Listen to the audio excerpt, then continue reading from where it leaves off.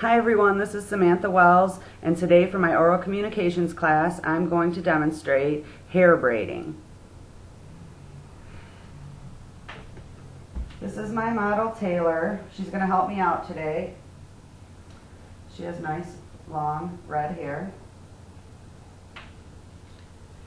Now I wanted to find out where braiding began, so I researched a little bit,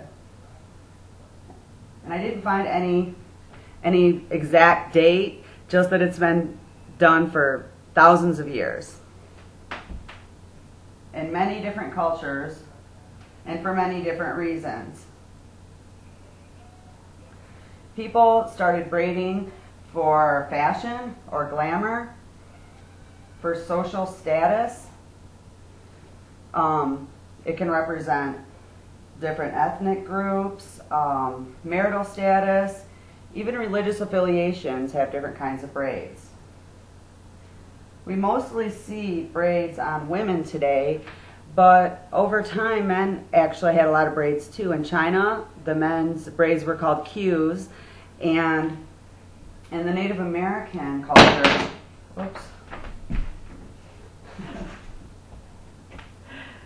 the men would have one long braid down the side, whereas a lot of the Native American women would have two braids that they would pull toward down the front.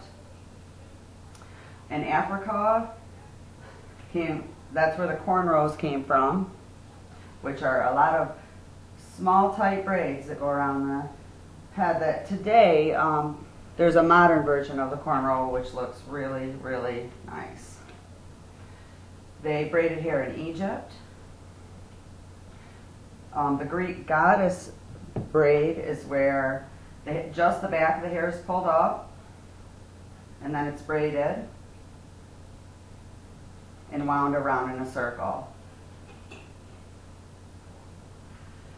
But the European braid does not leave the front of the hair down. It pulls all of the hair up with one braid around the back. I don't have time today to do all of those braids, so I'm just going to show two braids that you see a lot here in the United States.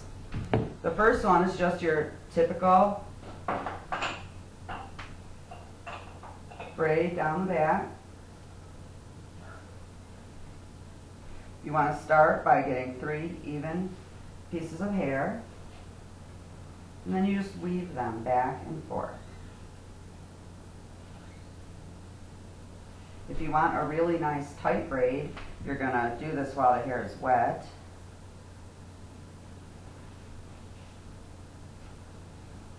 And you just weave it back and forth. It's kind of like basket weaving.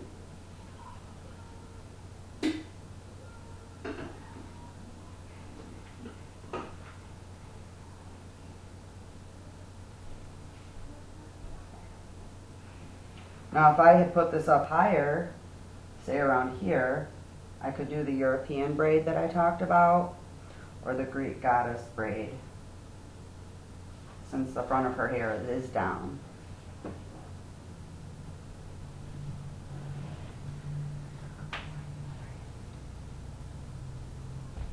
So this is just your typical braid, similar to the male Native American braid.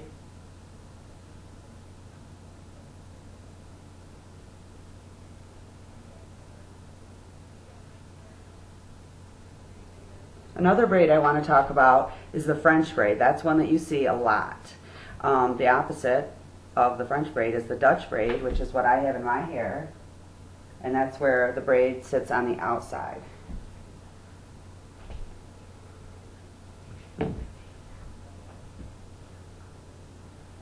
So I'm going to start just like I did with the straight braid by taking 3 sections. And you can start this just like you started the straight braid, but each time you're going to swipe a little bit of hair in there.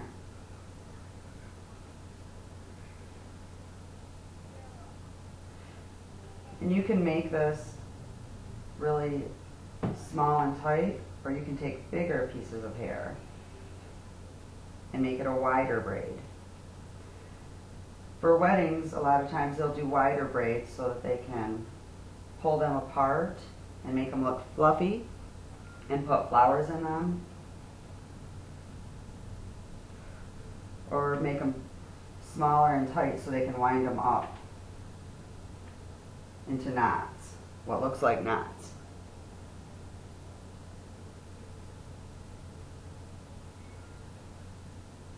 Now I never wear rings when I'm braiding because I've had the hair get caught in the ring.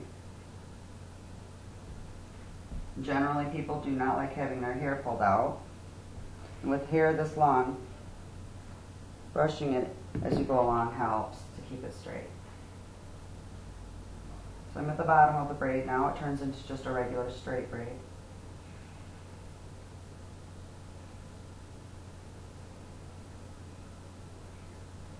The two main reasons in the United States that women like to wear braids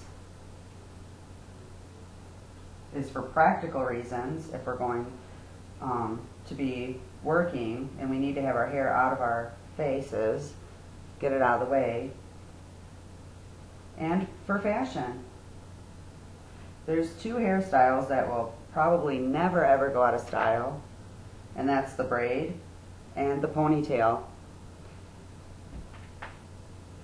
So if you like to keep long hair, you have to have a way to put it up sometimes.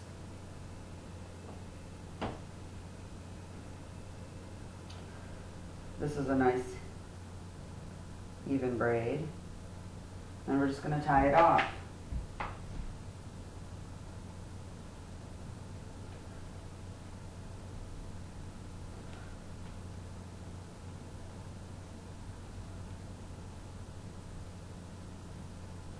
And there we have the French braid. Go ahead and look to the side. On the other side.